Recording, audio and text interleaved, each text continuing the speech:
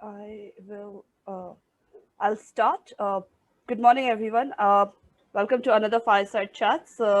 And for the ones who are waking up in different time zones very early, a special thank you to you, and also a special thanks to our speaker Rana Safi. She has a meeting a little later, so she's taking the Zoom call from a car, and we'll be ending at 11:50 today because her meeting is immediately after she is done with this Zoom call. So again, today's topic is history in the digital age, and we have historian and writer Rana Safi joining us. So before we pass it on to her, I'll just give a few things about us. We are a knowledge sharing platform for scholars, practitioners, and everyone to come together to have a constructive dialogue. And I think this topic makes it very relevant to have that whole title of constructive dialogue, right? Because we live in an age of information abundance, information overload, misinformation. So I think that's very important. Uh, so obviously, a lot of you know about the explainer series that we do. This week we have history in the digital age, uh, and I'm not going to play that though. So just to go over the community guidelines, respect the views of others, but please express yourself. Because we are short on time today, please put in your questions as early as possible. I'm the moderator, and I'll take it as we go. And if you put in early, I'll take it before everyone else. Also, respect intellectual property and don't put any defamatory, illegal content in the chat or just say anything, right, that you'd regret later. Uh, and please keep yourselves on mute just to reduce the noise during the recording. And the videos are on YouTube later. In a couple of days, it should be there. So have a look at the YouTube channel. So you know how to contact us. That's me, Shreyas, my co-host, my co-founder, and you can find us on social media also. So today's topic, right, history in the digital age. I'll let Rana Safi speak about it, but just to give a brief about her, she's a writer, historian, and chronicler of Delhi and other stories that Stones Speak. She's author of multiple books, including Where Stones Speak, is historical train in Mehroli. The ones who don't know about Delhi, Mehroli is the first city of Delhi, and more easier, Qutub Minar, where Qutub Minar is located. Also, the forgotten cities of Delhi, the tales from the Quran and Hadith.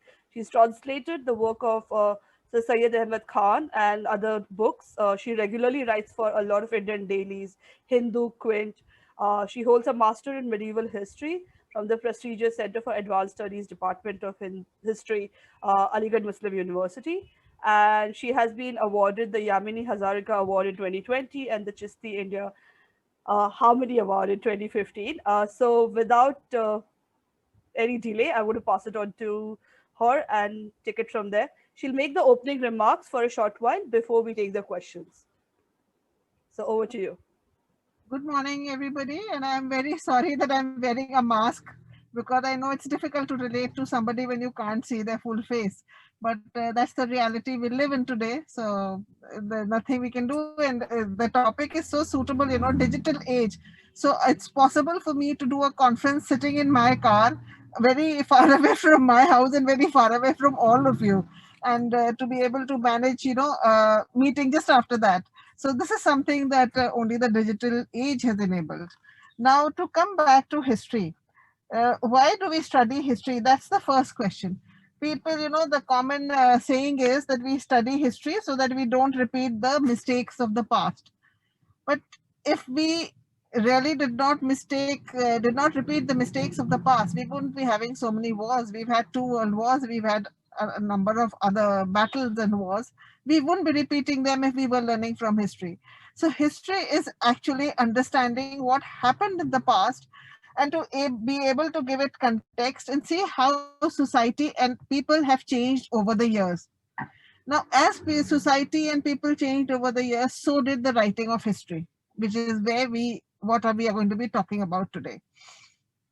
As you know, the earliest history was written on stone, on skin, on bark, on paper. Later on, paper came, and many of it, except for the stone, do not exist because things like as fragile as uh, bark or anything to do with which was perishable has not survived.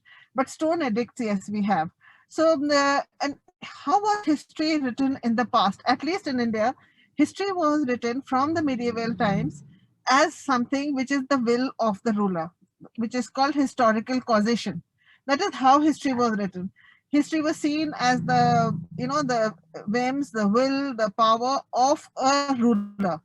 So, for example, let us take the example of Muhammad bin Tughlaq. His history has been shown, the history of his time is shown as his whims, and he's very famous. We've all read about him, of how he, introduced paper currency, he changed his capital, and all these things he must had very good reasons for, and they were all visionary steps, but they were things which he did not think through. So that is why that is why they failed, and he had to revoke them.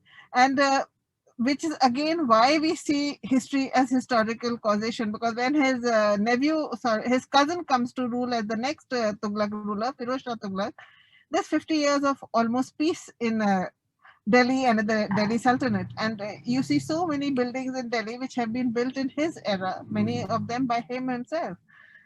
Now, the same time in Europe, it was, according to Professor Harbans Mukhya, it was the priestly class who was writing history. They saw history as the providence, divine will. It was not something which a ruler was doing. It was because it was God's will that this has to happen, and so it happened. So history over there started getting written as religious causation. If it is God's will, everything is colored by religion. So when the British come to India, and history is written by colonial writers, by British writers, historical causation ceases, and we start getting religious causation.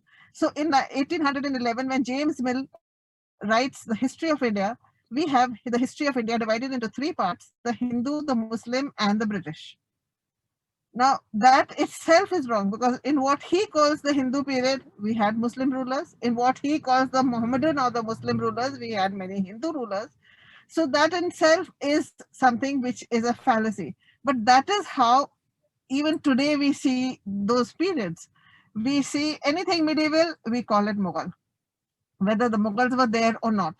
Anything, in the earlier period, and luckily they got changed, and we now call them ancient, medieval, and modern. And so that is a much better description of what happened. Now, history doesn't come to us only through books. History comes to us in our daily life. History comes to us from films. It comes to us from books. It comes to us from stories, from TV serials. It comes to us in many ways. And that is why the proper study of history is very important. As Professor Irfan Habib said, it's okay if you know nothing about the past, but if you have a distorted image of the past, that is wrong. So that is where history comes in, and that is why this digital age is so important, because now we just put in everything, whatever we have in our mind or whatever is going on around us is all put onto the net.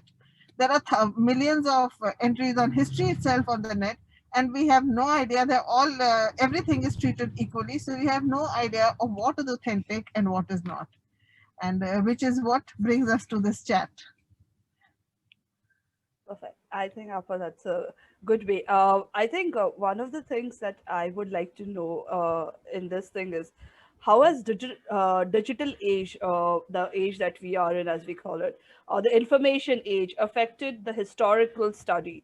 Because you write on historical aspects, how has it affected the historical study? See, in one way, it's made it very accessible for people. It's made it accessible not only for people who are studying history, but people who are writing history. I remember when we were young, and we had to go to the library. There was no other resource for us. If we did not have access to a library, we could not buy books. They were expensive in those days. Money wasn't as easily free as should I say plenty as it is now for many people. So for us, history was a limited subject and at times inaccessible for people. Today, everything is on the net. Even books have been uploaded. There is that wonderful site, Archive, where a lot of old books are there. Any books which are out of copyright, then I subscribe to Scribd, on which I get many books to read. So So I don't have to be to go to a physical library to do my research. So in that way, it has made research very easy, not only for scholars but for people who are studying history also. So if I want to, I need some information, I just have to Google it, and within minutes I have hundreds of entries on that particular subject. Now that brings us to the challenge: how do we know that that is authentic? So the internet does not distinguish between a true and false, important and trivial. It does not know what is eternal and what is ephemeral. So everything is there, and that is the biggest challenge of the digital age. But history is definitely become very accessible. And I think you very nicely slided into my next question, actually, because this whole idea of where we live in information age and the information abundance that we have, there's also the issue what you said, right? Knowing what is right and what is wrong of the information that we get. So, as someone who does get this information a lot and analyzes it, how do you say understand and analyze history that is presented to us in the correct manner that we interpret it? Using our critical thinking, I think. How do we do that? So the first thing is to understand that who are the historians that you are going to trust. Because when you find everything on history on the net, you have to know which historian to trust, which sources to trust. Now, when I was doing my masters, we had a compulsory questions in both the years on sources. So it out of 125 marks were for sources. So we had to, because everything had to be according to the sources, whether it was a primary source or a secondary source. So primary source is, say, Ibn Battuta writing about Muhammad bin Tughlaq. Secondary source is somebody writing about Ibn Battuta. So both of them, somebody has translated Ibn Battuta. So the primary and the secondary sources were very important. I would trust a historian who goes to the primary source. So anybody who knows, either the primary or the secondary, those who understand and those who know, like the professional historians, academic historians, are all trained to in the various languages that they are dealing with. If they are talking about the ancient history, they would all be very proficient in Sanskrit. If they are talking about medieval history, they would be very proficient in Persian. So they have easy access to the primary sources. That is what academicians and professional historians do, know what is, you know, the primary source. I am learning Persian, as you know, so for me it is secondary source, but understanding even the secondary source is also very important. And that is why most of the time I am writing about a period which is written about in Urdu, and the primary sources are Urdu, which is something I can read comfortably. So, I came across this little bit of information that there are so many people who are writing history today, people who have no formal information.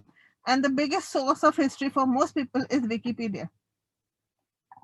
And Wikipedia, according to its own research, its contributors are 26 years old on an average. Roughly half hold a bachelor's degree or more. Surprisingly, 34% have completed high school only, and 11% not even that. And this is as per a finding called Wikipedia Survey Overview of Research Collaborative Creative Group 2010. So this is what we have to fight, and that is why people like us, who are non-academic historians, are going on and on writing. And now even academia has come into the digital age. So you have Professor Ramla Thapar giving lectures. And I would advise anybody who's interested in history, all those who are listening here, please spread the word. Listen to all these historians who you would never have had a chance if you were not studying under them, and hear what they have to say. They're all accessible, they're all there on YouTube. I think yeah, that's a good idea. I think digital age has made that very simple for us. For me to say log into a YouTube or any Zoom session where I can hear these historians. So that's very true. I think one of the things is I think it's a very more personal thing, but how do you debunk these lot of misinformation and incorrect facts as a historian and as someone who is trying to make people understand the correct, I would say, to interpret history? How do you ensure that? How do you debunk these facts, which are not right? I guess like what is presented as fact. Again, go back to the sources. So let's take the example of Taj Mahal. There is so much of conversation on Taj Mahal having been a temple, but the Mughals were very good record keepers. They recorded everything that happened in their empire, wherever far flung, wherever some they were farmans by the emperor himself, by various people. You have so many official histories. Shah Jahan himself was so particular. He had the Bashanama written. There were people involved in it. You have various histories of his reign written. Now, in the Bashanama, Kazvini, Lahori, they all record that this particular the thing, and it's called the Farman. There is a Farman which is actually giving Jai Singh 4 Havelis in return for what they call Manzil. Man Singh ki Manzil. I put it out on the net many times. These records are now, unfortunately, the original Farman is locked up in the Jaipur City Palace in the Kapar Dubara collection, which is under some kind of dispute. But authors like Desmond the Begley and Desai have uh, got prints and photographs of those Farmans in their book. There's a book by Desai and Begley and Desai called The Illuminated Taj, which has the entire, it's only based, all the records are based on the official histories of Shah Jahan's period. All one has to do is go and see there, see what is the name written there. They're calling it Manzil, they are calling it Mahal, they are calling it so these are words which were used for houses. So all we have to do is, like, so that is what I do. I never fight with trolls. I never fight with people who I get abused day in and day night. But what I do is I just keep putting out facts out there, because you can't fight the fact, and the fact has to be the original sources, or the original sources read translated by somebody somebody whom I trust. Okay. I think one of the things, you're right, it's very important. And I think whenever we did our master's research, also, we were told always look at the facts, the figures, and ensure you verify and validate.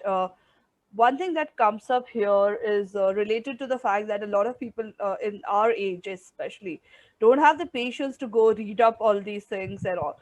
For those kind of people, what would be your advice that you ensure what you're reading is right without, sometimes it's not always possible in our times to go possibly read up a book. So how do you ensure that the things that you're reading are correct? These days hardly anybody is reading. Your attention span is so low. Oh, sorry. Okay, because of the internet problem, my video isn't working. So anyway, as long as you can hear me. But these days, with the attention span is now the Twitter age. So our attention span is 140 characters or 288, 280 characters. That's it. We don't want to engage or read beyond that. So for that, I would say we listen to a lot of. You see people listening to a lot of podcasts. You see people listening to a lot of YouTube videos. Every video has millions of it.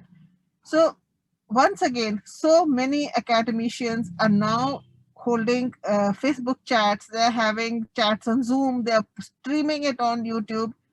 Hear that. Because this pandemic, the one thing that for me, the biggest blessing of this pandemic, it's been awful all around. But the only takeaway from it for me has been how accessible history was made during these 8 months. In fact, as soon as it started, people started, streaming. History classes are being held online, but of course we can't attend it. But you have so many sessions every day. There is one session on either Instagram or on Facebook or somewhere or the other. So that is something which anybody can access. And I think that's also very good advice because I've realized the amount of information that I've been able to access during this pandemic online, and the good information, I'd say, is amazing. So I think it's a blessing in disguise. I'll go to the audience questions. We have a question from Nitin Khandekar. So he speaks about Indology is a Western initiation in India, from ruler causation to religious causation to now what we can call political causation. How do we write our history in an unfiltered way? Today, digital is common. This Zoom webinar is an example that's true. Any suggestions on how this can be leveraged? See, history, as I said, is not, first of all, history is diverse. It's not a single history.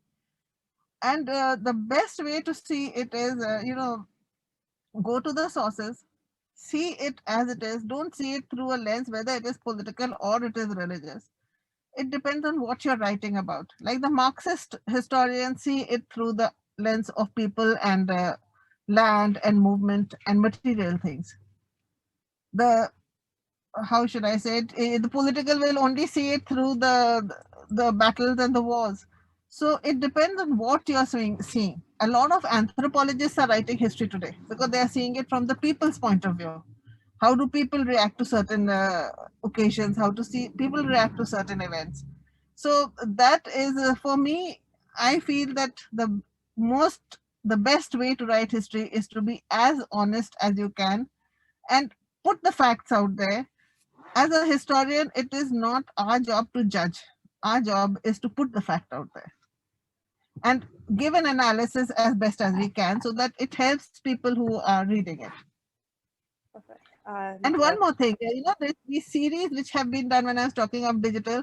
There are these series. There's this young chap from Delhi University called Ishan Sharma who did a series called Karwan, the Heritage Exploration. He brought people like from as far as Catherine Asher to the Richard Eaton to Professor Ramala Thapar to Supriya Gandhi.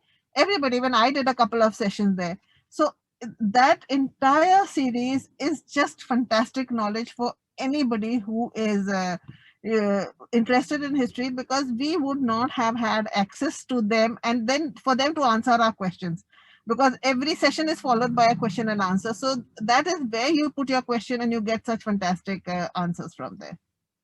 perfect. Yeah. I think, and one of the things that is coming back in this entire discussion is uh, go to the right sources and, ensure, because there's so much fantastic information out there. But you did touch upon one thing, right? History is not one dimensional. And Shreyas has a question related to it because the interdisciplinary aspect of history. Is it still relevant because most of the subjects have been studied these days from a very narrow perspective, particularly social sciences? Yes, it has to be, because history is also an explanation in terms of human will that gave way. So you have to see how has human will responded to various situations. That is what is history. You have to read about that also. You read not only about the ruler's will and the ruler's power, but also the human will. So it definitely interdisciplinary. As I said, so many anthropologists are today writing history, and I like the way that they approach it. So it's as long as you're a trained scholar, whichever subject you are doing in, so many people from statistics and economics have come into history because they are dealing with the data and the figures that there are in history. So I hope that is the answer that you were looking for. Okay, perfect. I think in relation to this, I have a question, not relation, but all the discussions we've had in the last few questions. How do you maintain the balance between the democratic ideas of free speech, sensitivities of communities, and perceived values of historical facts? I think we're seeing that debate in France, and we've had those kind of issues in India in the past. So, how do you maintain that balance? Now, as far as history is concerned, free speech doesn't come here because you are going to be writing what has happened. So you are not expressing your own opinion. You are writing, say whatever Muhammad bin Tughlaq did, or whatever Ashoka did, or whatever Akbar did, or whatever any of the Rajput rulers did. We are not going to be talking of the history is not written in today's context. If you are writing medieval history, ancient history, whatever history you are writing it from the context of that period. So freedom of speech doesn't come here. You have to write history as it was. But yes, if you're having a discussion, definitely. you can keep people's sensibilities into mind. But in history, that is very difficult because you are no, if you are going to start writing history from one point of view and to keep everybody's sensibilities in mind, then it's not history. Fair enough, and I like the honest answer actually. So yeah, we have a question from Ashutosh. So based on your research of Sir Syed Ahmad Khan, it would be wonderful to hear your perspective on the contrasting response of society. Basically, the emergence of AMU and at the same time the formation of the Darul Ulama Deoband. Actually, because Deoband also has been linked to some terror connections and everything in the past. So how do you see the emergence of AMU at one side and the emergence of Deoband, I guess? So I'll only take half your question, Ashutosh, because the second part is not in my area of study. And as far as Sir Syed Ahmad Khan is concerned, I have studied his history of the Delhi monuments. But yes, I'm a student of AMU, so I can tell you a little bit about how he established AMU. He didn't establish AMU, he established Mohammedan Anglo Oriental College. And what when we see Sir Syed Ahmad Khan, we have to understand him in the context of 1857. In 1857, after the what we call the First War of Indian Independence, I prefer to call it uprising of 1857 because not all of India was in it. Now, after that, the because it was fought under the banner of the Mughal Emperor Bahadur Shah Zafar, it was seen, and I'm putting it in quotes, by the British historians as a Mohammedan conspiracy. And not only was the emperor exiled, the British Empire came to an end. Queen Victoria, after the proclamation of 1877, became the Empress of India. And in the wake of 1857, especially in Delhi and in Awadh, it was the Muslim landowners who were very heavily penalized because, as I said, it was seen they took a very active part. There were many who took a very active part. It wasn't as if it's only the Muslims who did. But because they were in positions of power and because they were fighting under the banner of Bahadur Shah Zafar, including, Tatya Tope, Nana Sahab, it was seen as a Mohammedan conspiracy and they are the ones who had to bear the punishment. So when Sir Syed Ahmad Khan, after the aftermath, he was working for the East India Company. He was loyal to his to the British. He was loyal to the Mughal also. But for him, in 1803, once the Mughal Emperor they signed a treaty with the British East India Company and became their pensioner, there was no dichotomy for him. So he was loyal to the emperor as well as to the British under whom he was serving. So he then sat down and he wrote a book called Asbab-e Bagawat-e-Hind, the causes of the revolt of India. And in that he started seeing, and then he realized, he says in that, Muslims are mostly, most of the Muslims get by serving, by in service. Now, those who were landed no longer had the land, and that is very beautifully brought out in the book Dastan-e-Ghadar, where Zahir Dehelvi is running from pillar to post because there is no employment. First of all, he's chased by the British agents. Then later on, when the British give a general amnesty, he has no there. He comes back to Old Delhi, Shahjahanabad, but there's no job for him there. So he then goes to Alwar and then to the state of Jaipur, and where he's then to later on to Hyderabad. Sir Syed Ahmad realized that unless the Muslims are educated, there is going to be no government job for them. So that was his primary reason for setting up the Mohammedan Anglo Oriental College. And he was ridiculed in his time. He was called all kinds of names when he was setting up this university. He set up, before the university, he set up a Scientific Society of India, where he said it's very important that we should cultivate a scientific temperament. So this was how his thinking went, and he at that time did not think that this was only a college or going to be a university where only Muslims would study. And he invited people of all faiths and every, like the first principal was a Britisher. So people came from everywhere to study there. So it wasn't that the name may have been Mohammedan Anglo Oriental College, but it wasn't only for the Muslim, but yes, primarily for the Muslim. And he died in 1898. People, link him to the idea of two nation theory. At that time, the idea of a nation itself was not there. That has come up much later, the idea of a nation state as we are today. So as far as Darul Uloom is concerned, I actually don't know much about it, so I wouldn't want to speak on it. Perfect. I think I have a question related to this because you spoke about that the whole history of Sir Syed and AMU as basically has to be seen in the context of the 1857 and what came before or after that. Uh, and a lot of it is true for most of history, right? When you look at religious history, political history, any history, it happens in that time. But a lot of it is interpreted in our current time. So how do you ensure we interpret history which has happened say 100,000 years ago to our current context? Okay, now that is a very difficult question. Say, let's say the Indus Valley civilization. It is now called the Harappan civilization. There is a move to call it the Sindhu Saraswati civilization. Now, the Sindhu Saraswati is in Haryana. The major cities of the Indus Valley civilization, which were discovered, of course, now we have two major cities in India also. But the first ones that were discovered are in Pakistan, Harappa and Mohenjo-daro.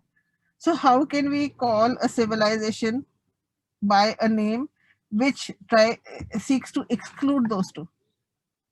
So we have to, like it's all logic, it's all reasoning. History is a lot of it, as I said, apart from the original sources, because we don't have any original sources, we have archaeological evidence of that time. So we have to see and write it according to that, to the best of our ability. See, it is not like, say, there was this Italian who came during the reign of Aurangzeb, Manucci. He came, I think, under Shah Jahan's reign and lived in here for some time in uh, Aurangzeb's reign. When he writes he wrote an entire 4 volumes on India history, and he says this is the truth. Now, this is what he thought was the truth, but he indulges in bazaar gossip. His book is full of a lot of gossip, all bazaar gossip that he has heard, which he says is the truth because that is what he perceived it to be. So that is his subjective truth, but it is not verifiable history. So history also has to be able to be verified, as I said, from the sources. And even like I deal with a lot of oral history, it's important to write that this is oral history because so many documents have been destroyed. Yeah, I think And history is also, it's a history, one essential use of history is to legitimize the powers that be, as well as legitimize the challenges to the powers that be, and which is what we keep seeing throughout history. perfect. And I think when you spoke about right the oral history part of it, in a country like India, we have a lot of history, which and it's all cultures, I'm sure.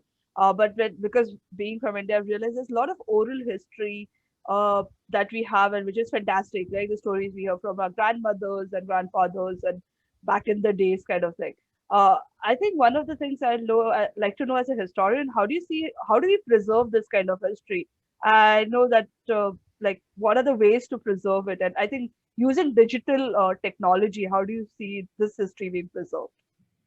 See, there are now so many archives, digital archives, which are preserving oral history. In that, I would say, like Achal Mehlotra has got a museum of material history, where there is oral history related to particular material objects. You have the partition archives, which is also preserving a lot of its. Uh, uh, I think it's called the Memory Project. It was started in Colombia, where you are preserving because now people who were part of the partition are slowly passing away. So at least this move to get them to record their what the events that they went through. So there is a lot of effort happening, and all of us are trying now to, because suddenly we have woken up to the fact that the people who knew are going away. So we are all trying in our ways either to record it in our books or to put it up on the digital media, to put up interviews. We are all doing our bit. Perfect. And I think what you mentioned, the project by Achal as well as the partition project. I actually have a friend who was associated with the partition project, and it's a fantastic project. If you guys haven't, please check it out. Both the projects, amazing ones.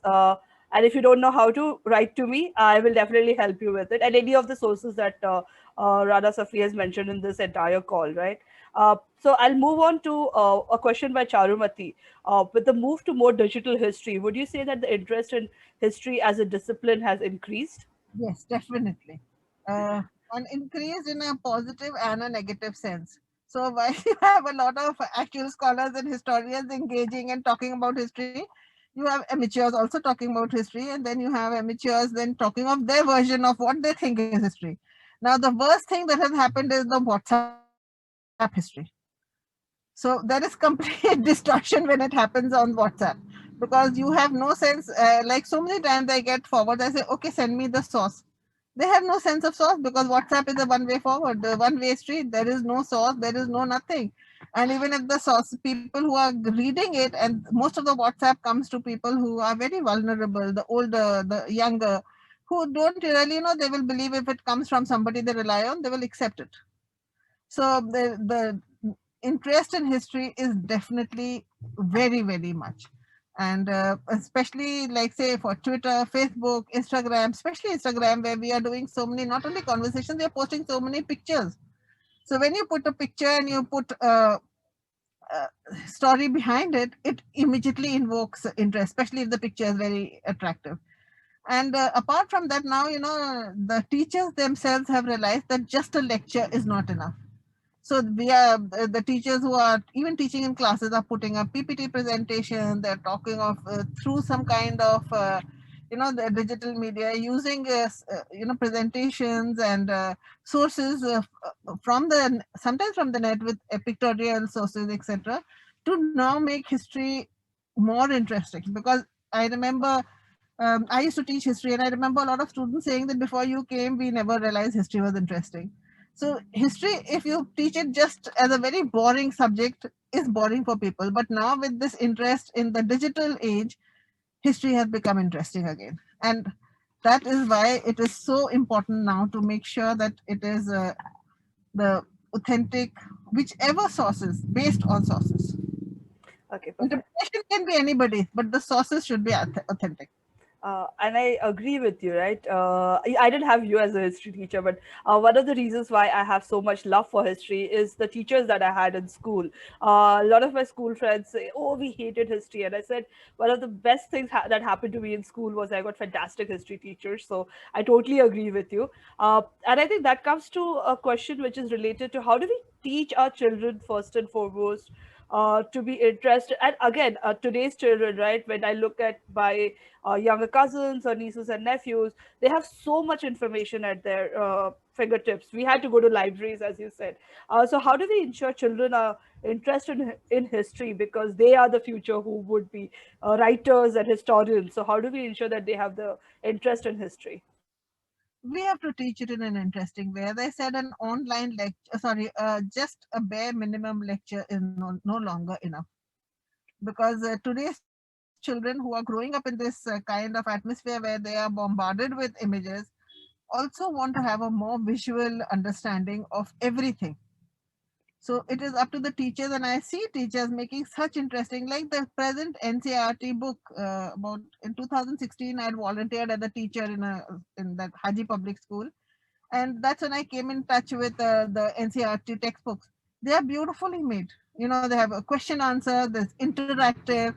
It's no longer that boring that the teacher comes into a class, gives a lecture, and goes away. There are so many interactive sessions in that. Things to do. That is how you make it interesting for a student. I'll give you one example. My son was studying in an American school. We were posted in Saudi Arabia, and he was a science student. He had never really done much or was never really interested in history. But in the American curriculum, which I think is something which is really good, and we should try to do that in India, that you have to do courses in other, if you're a science student, you have to do at least 2 or 3 courses in other humanities. So he had to do a course in history. And one of his projects was that 17th century America, Virginia, tobacco farming is happening, and he had to make an advertisement trying to attract people from Europe to come to do tobacco farming or to for tobacco labor in Virginia. And he just had to make a drawing of it. Now, to make that drawing, he had to do a lot of in-depth studies, because what are you going to base that drawing on? And so I was, like involved with him right from the beginning. I wanted to understand. I had gone from India, and I'm talking about 20, 30 years ago, when Indian history was very, there was the internet had not taken on so much. So when he studied it, and I realized how much of a part interactive history plays. You know, having, maybe you can make a play out of it, you can make a drawing out of it, that pushes you, and out of interest. You're not doing it because you're forced to do it. Now, if you have to draw, you have to see what was the condition in USA at that time, in Virginia. What was the condition in North America at that time? What was the condition in Europe at that time? Why were people migrating? All those things had to be shown in one single painting. And that is something that really inspired me, that this is how you should be teaching. I agree. I'll just shift gears a little because I'll go back to you. So the whole idea of preserving history, we spoke about the oral history part of it, but overall, the state of the museums in our country. When I visit museums, other countries, I do see they are very well preserved, and a lot of other things. Right, history is not just a museum. Why is there a lack of effort? In certain circles, I'd say, over preserving this history for us and for our future generations. And how do you see that we can change this? No, we have such an ancient past. We take it for granted. I remember I had heard about this when I was young. My aunt had migrated to Canada, and she told me, that there is this restaurant where a hand pump is the center of attraction. And we said, hand pump, हमारे यहाँ तो हर घर में hand pump होता है. So for us it was nothing great. But today a hand pump is something which is no longer. It's only in some villages, which very few children have seen. But we would still not preserve a hand pump which was preserved there. But maybe 100 years down the line, we will wonder what was a hand pump. I remember going in the village and pumping the water up and down, and swinging on it and having a lot of fun there. So it is because we have so much, we have riches, and we take it for granted, and so we don't preserve it. It is something that has to be preserved, because just as today we are trying to preserve oral history, material history also has to be preserved. Museums have to be very, very interactive, and Indian museums at least have started being. I remember there was this 2 years ago, there was a exhibition in the National Museum in Delhi on India through the ages. And they had actually compared it with other civilizations of the same period. And they had a braille section also. They had a lot of drawing books which children could sit and look at it and draw. All this is how you will invoke interest in history by the children. I'm going to ask two last questions to you. One is from Shreyas, and then I have one final one for you. There are some new documentaries and fictional series which are coming up based on historical narratives, like the Artugal, a Turkish series. Also, there's a huge debate around these series because they perceive a period that people want to go back to. So, just what your views on it? Like when we interpret history through these popular series, and then people start considering them as, say, an So era that existed. not only Ertugrul, I haven't actually watched Ertugrul, but I used to watch very, raptly Mahabharata and Ramayana. So this kind of history, the Mahabharata, the Ramayana, the Ertugrul, they do, they cater to that nostalgia in you for your past, and what you perceive as your past. None of them, I don't even think Ertugrul is going to be very accurate. As I said, I haven't watched it. But Ramayana and Mahabharata, yes, I did watch. Today you have all these serials showing Jodha Akbar, where as it is, Jodha was a fictional character, but people who are seeing it will believe it as the gospel truth. You are seeing it on TV, so it must be right. So there is a lot of problematic history being shown on in TV serials. Very problematic. And I remember, there's this Pakistani comedian called Junaid Akram. So he did one series on this girl from Ertugrul. What is her name? Halima. The Ertugrul's wife, I think, Halima. So she's that very pretty looking girl. To me, she looked like I just saw those few clips. She looks a lot like Salma Hayek to me. Very pretty girl and always very, of course, very modestly dressed. She posted a picture of herself. She's a Turkish actress. She posted a picture of herself in a bikini. And there was outrage in Pakistan. Halima Baji, aapne ye kya kara? I thought that you should see that whoever, yes, you should see that clip by Junaid Akram. There were thousands and thousands of comments on that Instagram post on Halima Baji. So you start owning the character and the person who's done it, and you forget that it is a fictional character. It is a character which is played by an actress. That girl, I'm forgetting her name, is not Halima. But you see the kind of association that for a Pakistani she becomes Halima Baji. I remember Arun Govil, Arun Govil, who played the character of Lord Ram, saying he did not get any roles after that because people could not see him as anything except Ram. So how could they give him a character which maybe जिसको कहते हैं ना गरिमा नीची कर दे Lord Ram की.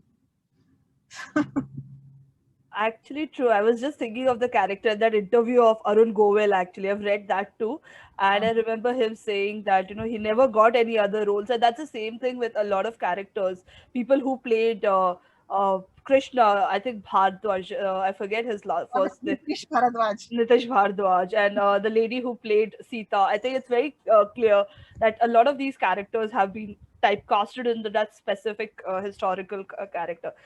I know I said last question, but I have one question because you said something of that effect. The whole idea of uh, these fictional characters, a lot of these fictional characters from history are considered true because of narratives and folklore and everything. And then they turn into much more controversial political when it's interpreted in something, which we saw with Padmavat, the movie. So, how do we ensure that people understand that a lot of these characters are fictional and they are not true to what is being projected in movies? See, that is up to the filmmakers or the TV serial makers, which they don't do. They actually exploit the people's feeling. Now, as far as Padmavat is concerned, I did a lot of research on that. Padmavat was written by Malik Jaisi, and he says in the beginning of the book itself that this is fiction. But the movie was made, people did not understand that it was fiction because till finally the filmmakers had to say it. Sanjay Leela Bhansali had to do all that when there was a lot of fuss on it. But it was Padmavati herself was a Sufi allegory. The whole book is a Sufi allegory. Even Alauddin Khilji is not Alauddin Khilji. It's actually based. It was based on certain historical characters because Jaisi wrote it for a Rajput audience. It was oral. It was Dastan going on out there. He was telling these stories in that typical fashion of what is today very popular as Dastan Goi. So it was Ghiyasuddin Khilji of Malwa who had a couple of many wives. He had actually a lot of his whole court was only female. Like even the guards, the qazis, everybody was female. It wasn't as if they were all his wives or concubines, but that is how history sees it today. So the Alauddin Khilji character, according to a book, I'm forgetting the name of that. There's a historian who has done a research on this book. It was based on Ghiyasuddin Tughlaq. Padmavati herself was actually just a composite character as a Sufi allegory. So it was about the nafs, it was about the nafs of the soul searching for the truth. Padmavati was the truth, what that they want to go to. And the material world was reflected in the wife of, I'm forgetting the name, whoever the ruler was that Shahid Kapoor played. So these are things which we don't realize that had anybody read even the preface of what Malik Jaisi writes, he explains everything in that. And he says this is fiction. But we took it as gospel truth, and so people are willing to cut off Deepika's nose and all kinds of things happening. Perfect. I'll just give you one question just came in, so I'll put both of them together for you. I think today is Ekta Divas, Sardar Patel's Jayanti. So leaders like him and other leaders of his stature and their persona, how much do they play a role, and what role can they play in today's state of affairs? That, and lastly, before you go, I'd like to know, how has your experience been in writing history in this digital age? Hmm. So as far as Ekta Davas is concerned, yes, we should study Sardar Patel. He was the Iron Man of India, and we should, again, I will stress, we should read his life as it was properly written, not go by WhatsApp forwards, because a lot of WhatsApp forwards are distorted, and any of these great characters, whether it is Sardar Patel or it is Mahatma Gandhi, we should study their life and try and see what is it that made them great and whether we can adopt it. As far as writing history in today's age is concerned, my books have become more accessible for people because I am visible, so people know, okay, so and so has written a book. So that has definitely helped me. 20 years ago, it would have taken me a long time to break into, the to become for my writing to be popular. Today, because I'm visible, I'm writing a lot on not only on social media, I'm writing for newspapers, so my books also are more visible. So writing history, as far as I'm concerned, has become much easier in the digital age. For me, research is much easier because I'm not a part of any institution, so I don't have a library. So I do buy a lot of books, but a lot of my research is online. Right. So Yeah, and I think that is true. I think what you said, right? Digital writing history in the digital age for you has become possibly easier, and I think digital age also makes it, as a reader, for us very easy, possibly if we know how to interpret it. To access this information, as you've been saying through the entire session. So, thank you so much for joining us today, Ranapa, because uh, you've just, a lot of things have been covered, a lot of issues have been addressed, possibly the good and the bad. So thank you so much. Sorry everyone, we are ending it early because she has a meeting that she has to go for. So thank you everyone for joining us, and see you next week. Take care. and Have a thank good you week. so much, Pallavi and Asian Pathfinders. And any questions you all have any further, you can send them through Pallavi. I'll be happy to answer if I can. Sure. And you know, my area of study, everybody has their own specialties. My area of study is in and around 1857. So I would appreciate if you ask me more questions around that period. Modern period is not something which modern history is something which I'm not very comfortable with because I have not studied it. And Rarapa said, please write to me, and Asian Pathfinders will be happy to put your questions to her. And thank you again, and have a good weekend. Take care. Thank you. Bye bye. Bye. Thank you, ma'am. Bye bye.